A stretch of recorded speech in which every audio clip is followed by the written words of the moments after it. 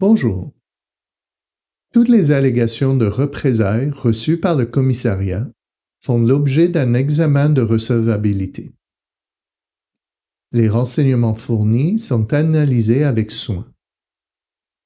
Une enquête est lancée lorsqu'il existe des motifs raisonnables de croire que des représailles ont pu être exercées et que le plaignant est admissible aux dispositions de protection prévues par la loi sur la protection des fonctionnaires divulgateurs d'actes répréhensibles.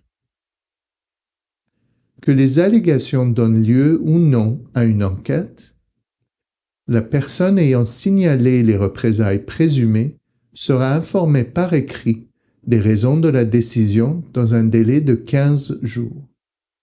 Lorsqu'une enquête est lancée, le commissariat en informe le dirigeant de l'organisation concernée, ainsi que les personnes visées par les allégations.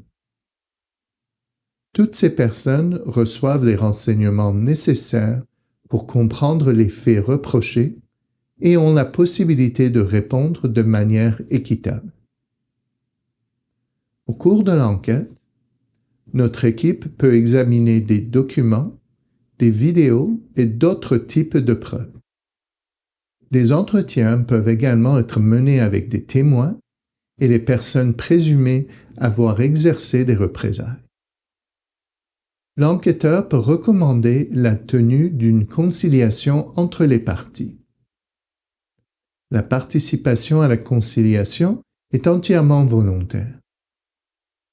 Si les deux parties choisissent d'y participer, elles joueront un rôle direct dans le règlement du dossier avec l'appui d'un conciliateur. La commissaire nomme le conciliateur après consultation du plaignant et de l'employeur, et le commissariat assume les frais liés au service du conciliateur. Si la question n'est pas réglée par la conciliation, la commissaire renvoie le dossier au tribunal de la protection des fonctionnaires divulgateurs d'actes répréhensibles pour une audience et une décision finale.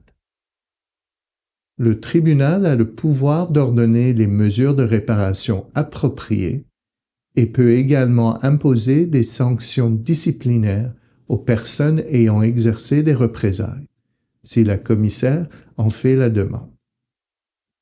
Merci de l'intérêt que vous portez au Commissariat à l'intégrité du secteur public du Canada.